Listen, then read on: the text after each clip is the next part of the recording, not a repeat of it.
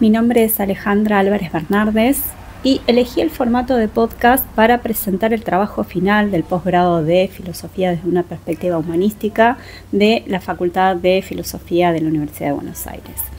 La consigna era elegir 3 seminarios y si bien voy a ir explorando todos los seminarios, son 3 los principales que elegí sobre el primero, que fue de Historia de la Inteligencia Artificial, dictado por el doctor Javier Castro Albano, sobre ética, trabajado por el doctor Tomás Balmaceda, y sobre el futuro de la IA, dictado por la doctora Diana Pérez.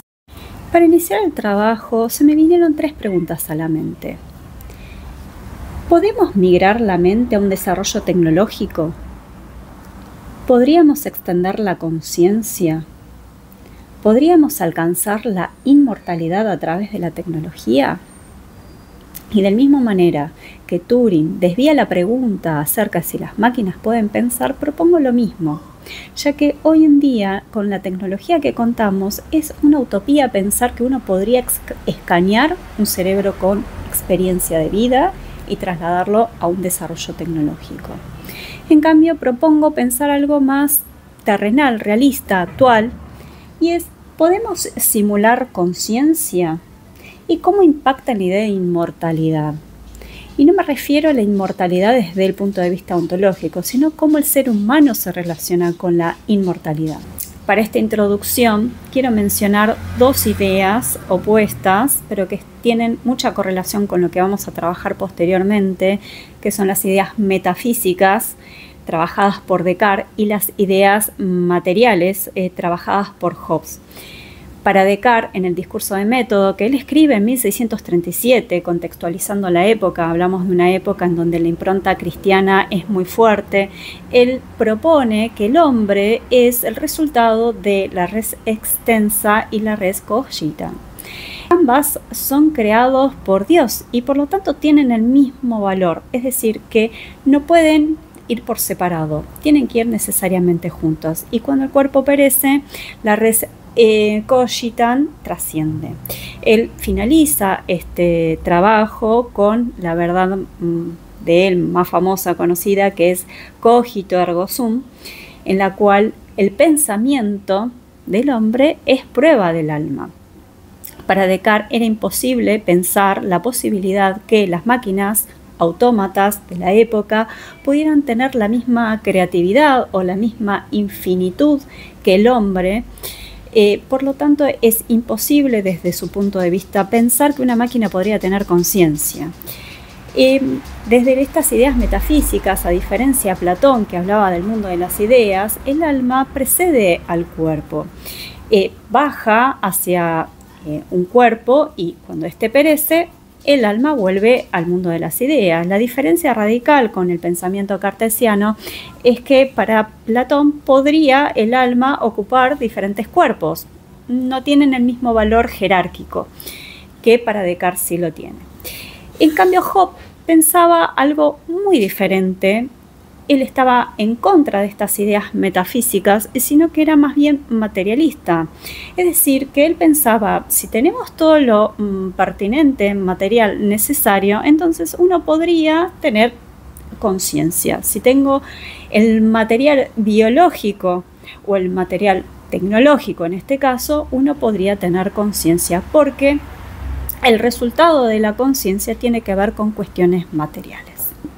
No pretendo explicar si las computadoras o la inteligencia artificial tiene o no tiene conciencia, sino en cómo afecta la conciencia del ser humano esta capacidad de simular esta conciencia y cómo nos afecta en la manera que nos pensamos, en que nos vinculamos con la inteligencia artificial y en cómo elaboramos los límites.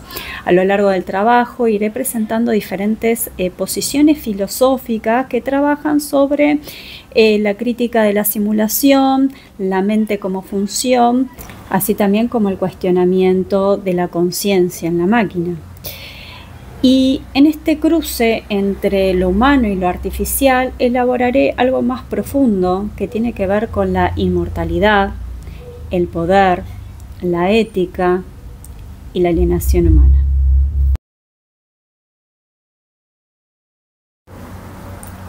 Ante la pregunta de si las máquinas pueden pensar, Alan Turing intenta desviar esta pregunta en 1950 hacia otra.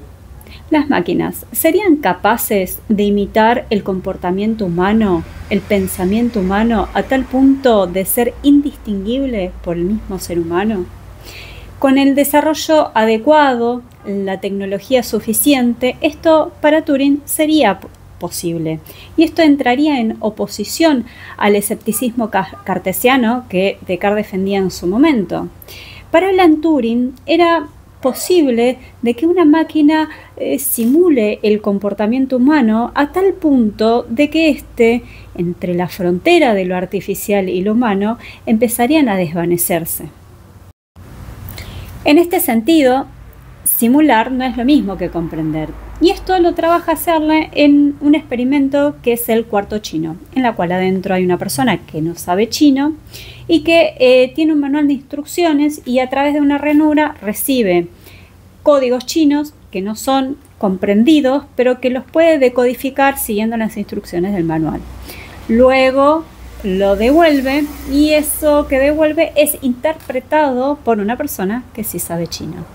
De esta manera, lo que Searle quiere demostrar que uno puede fingir una comprensión y no necesariamente comprender. Yo puedo estar hablando todo esto que estoy hablando y no comprender nada, siguiendo una lectura o leyendo o memorizando.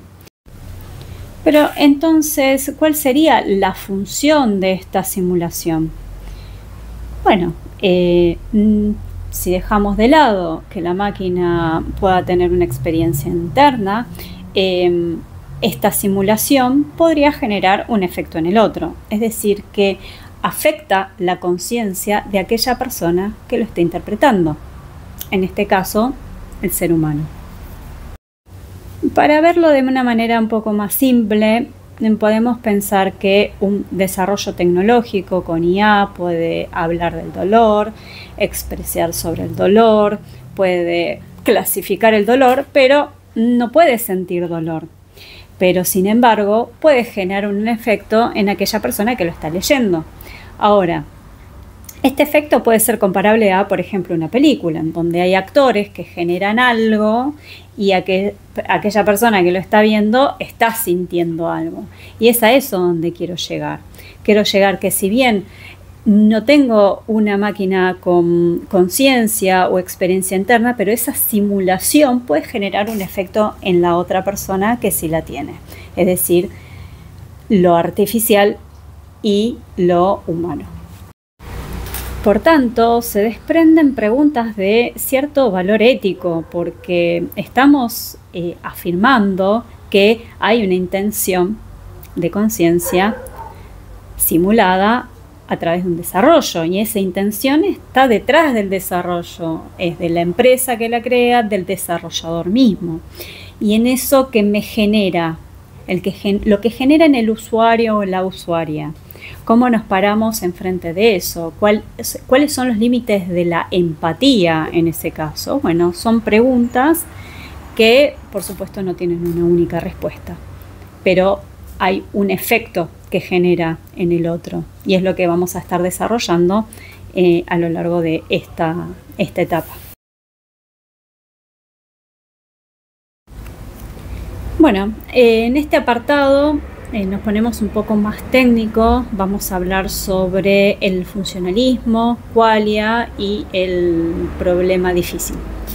Con respecto al ejemplo del cuarto chino, en la cual hay una persona que no comprende lo que está haciendo, pero que decodifica igual gracias a un manual, la pregunta sobre la comprensión es si no está en el individuo, sino en el sistema.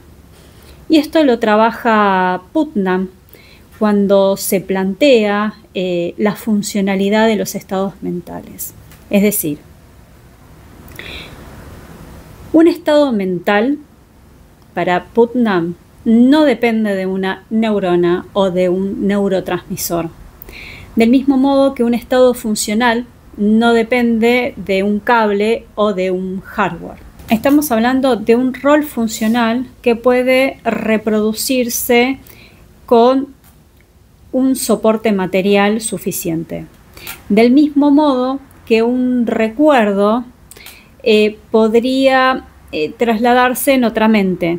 Es algo así como lo que decía Platón, me lleva a pensar en Platón, porque él hablaba de un alma que podía ocupar un cuerpo, no importaba el cuerpo, porque lo que importaba, lo esencial era el alma. Bueno, acá sería algo parecido, es decir, que uno podría trasladar una funcionalidad en cualquier soporte eficiente, obviamente, adecuado para poder reproducirlo. De esta manera uno podría pensar en también las aplicaciones, una aplicación que puede reproducirse en distintos celulares. Por tanto, podemos decir que en principio la máquina podría tener mente, pero Putnam habla, y paso a leer, dice: ni las palabras del pensamiento ni las imágenes mentales representan intrínsecamente aquello de lo que tratan. Es decir, que no alcanza con esta funcionalidad si no tiene referencia ni significado o una historia causal con el mundo. Y esto lo ejemplifica en los cerebros en cubeta. Propone una idea de imaginarse cerebros en una cubeta que están conectados a un sistema que puede transmitir la misma información que una persona puede tener en la vida, pero en realidad toda esta información parte justamente de un sistema, volviendo al caso que es el dolor, o de qué se trata o cómo lo podemos clasificar, y sin embargo lo que dice, bueno, no tiene una referencia o una relación causal con el mundo, es decir, que no se puede pensar que es lo mismo. Los cerebros en cubeta no pensarían de ninguna manera de que son cerebros que están en cubeta, porque si eso fuese aceptado, bueno, se estarían autorrefutando, porque no tienen relación causal con el mundo, están conectados a una máquina. El significado y la referencia y la intencionalidad no se generan solo desde adentro del sistema, sino desde su relación causal con el mundo. Por el contrario, Dennett es más pragmático. Él no encuentra ningún tipo de misterio en la conciencia. Bueno, si algo es consciente, se comporta como consciente, es consciente. Esto va de la mano al pragmatismo material de Hobbes, muy parecido a lo que él decía. Bueno, para Dennett, mucho más contemporáneo, obviamente, una inteligencia artificial precisamente podría tener conciencia. Y acá entramos en el problema difícil de Chalmers. Como Turing decía en su momento, ¿cómo sabemos si hay conciencia? Y pasó a leer: para Turing, la única manera con la cual uno podría estar seguro de que una máquina piensa es ser la máquina y sentir su propio pensamiento. De manera similar, la única manera de saber que un hombre piensa es ser ese hombre particular. Turing, 1950. El problema difícil de la conciencia es cómo sabemos si tiene una máquina experiencia interna. ¿Cómo sabemos que no tiene conciencia? Bueno, ese es el problema difícil que Chalmers intenta desarrollar. Bueno, y acá entramos en el punto neurálgico del debate entre Putnam, Dennett y Chandler. Es decir, estamos en presencia de una tecnología que puede simular que piensa, que puede simular que tiene conciencia, puede simular una función. Esa función es una función simplemente. No vamos a poder responder el problema difícil de Chalmers, pero no es lo que me convocó para hacer este trabajo, sino que es la pregunta sobre por qué el hombre busca la inmortalidad, la alienación humana y la negación de eso que nos hace humanos.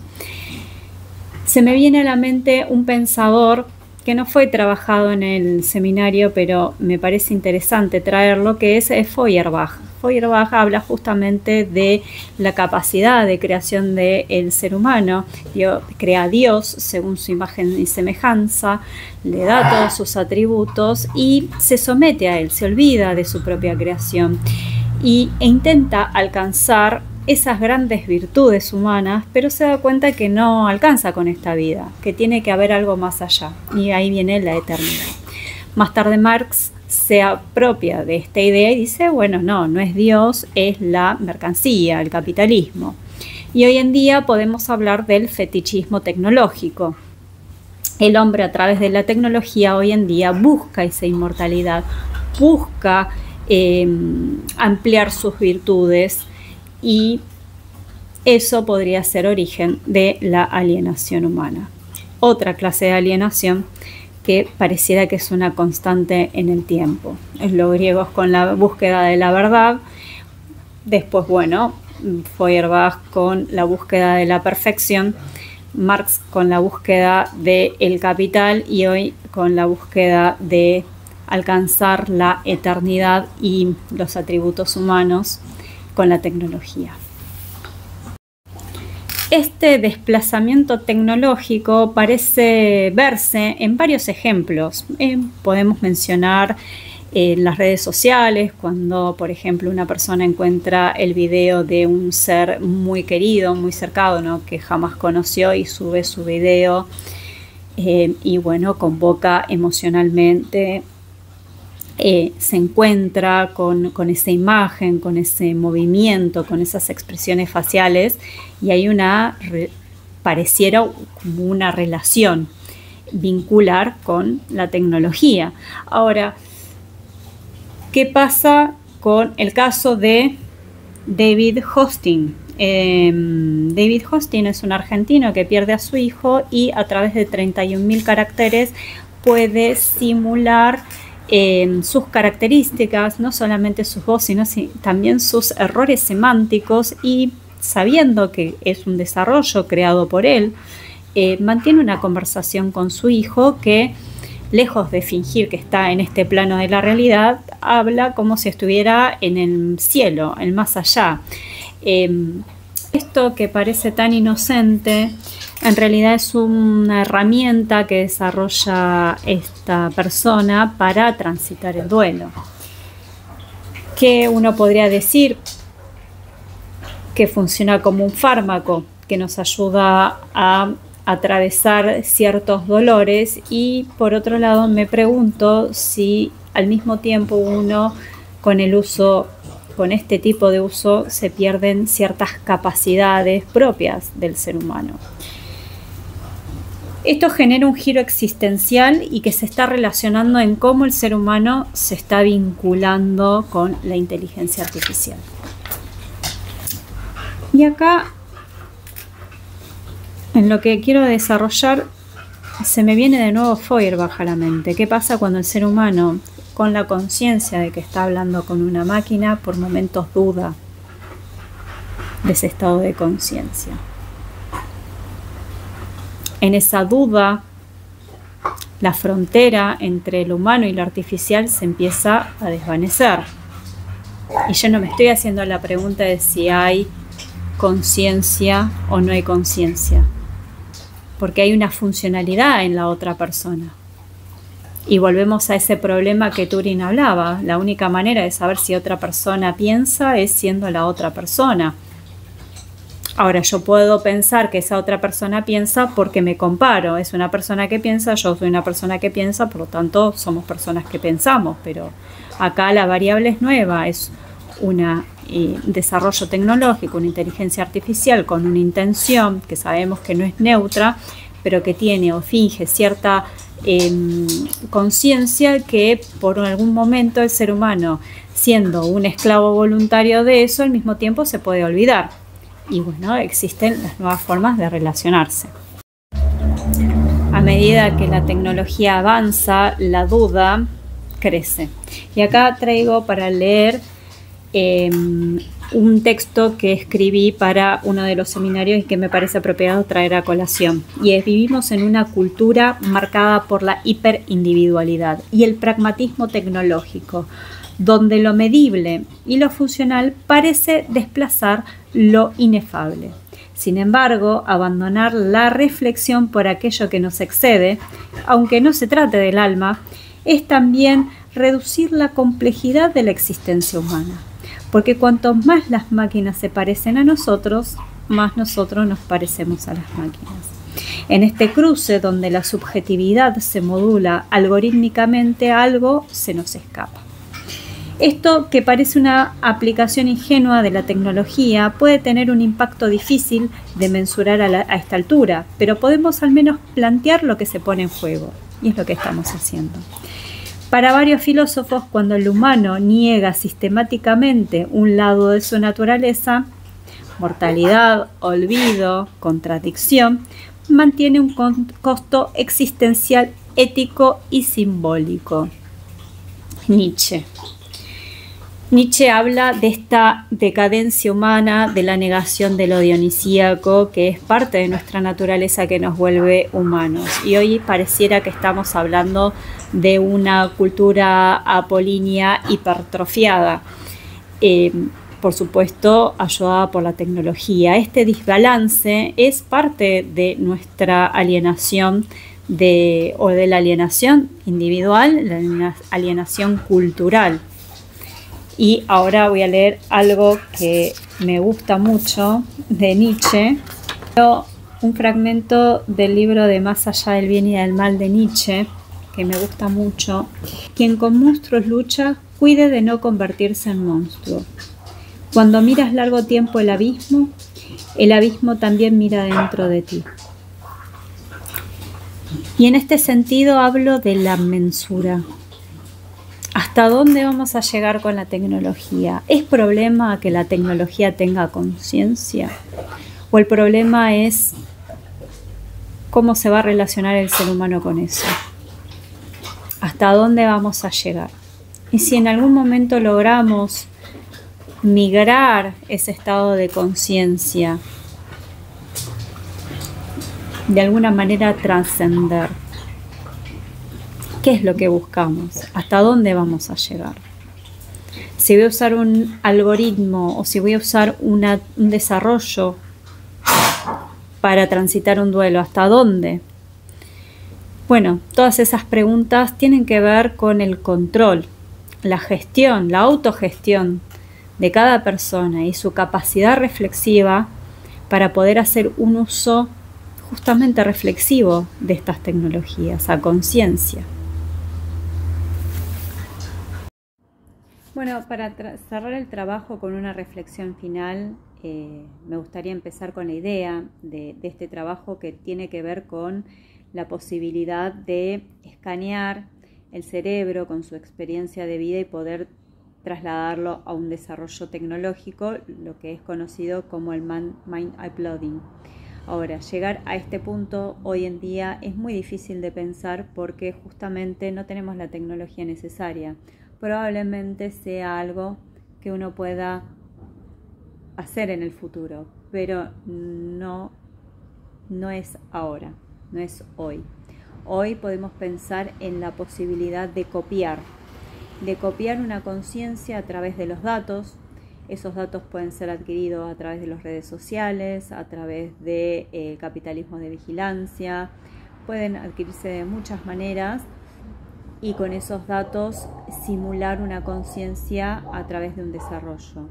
El desarrollo de un algoritmo generado seguramente por una persona idónea, en donde detrás de eso hay un sistema de tecnología privado probablemente, con una intencionalidad asociada que se nos escapa del análisis, pero la posibilidad puede existir. De hecho, hoy en día estamos hablando, como di en el ejemplo de trabajo, de un hombre que pudo lograr simular a su hijo a través de un desarrollo y hablar con él.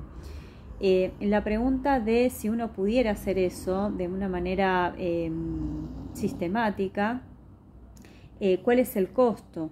Y cuando hablo de costo, hablo de esas capacidades que se pierden.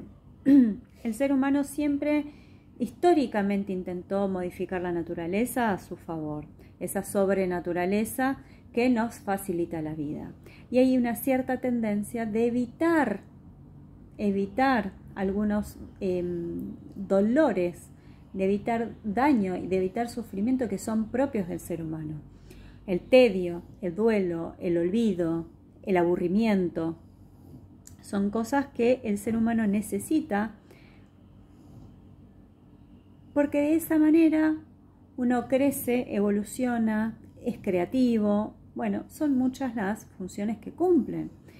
Cuando Nietzsche trabaja en lo dionisíaco, cómo el ser humano niega lo dionisíaco y se agarra de lo apolíneo, de la perfección y de esa búsqueda, y lo relaciona con algo bueno, y justamente el negar esos lados negativos es negar también un lado humano, las contradicciones. De alguna manera eso tiene un costo que, bueno, Nietzsche lo hablaba de la decadencia humana, pero podemos hablar de otros pensadores que, si bien no trabajan precisamente eso, hablan de esa fragmentación del ser que nos termina alienando, porque hay algo que no es real, esa fragmentación de lo real.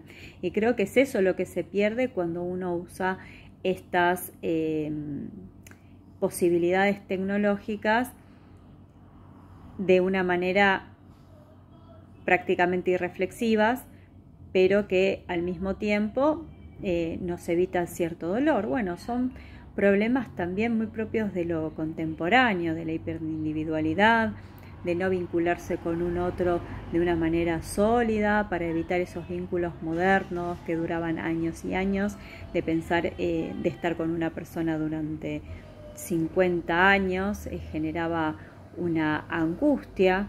En cambio, bueno, hoy se vive de una manera muy diferente y bueno, son historias prácticamente que las viven como una tragedia, ¿no?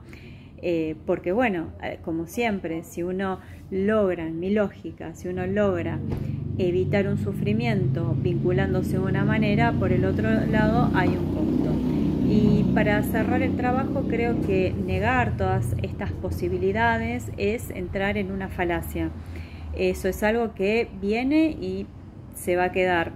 En todo caso, lo que sería bueno, si se quiere, es vincularse con esas tecnologías de una manera reflexiva, aceptarlas porque están acá y no pidieron permiso para quedarse, están.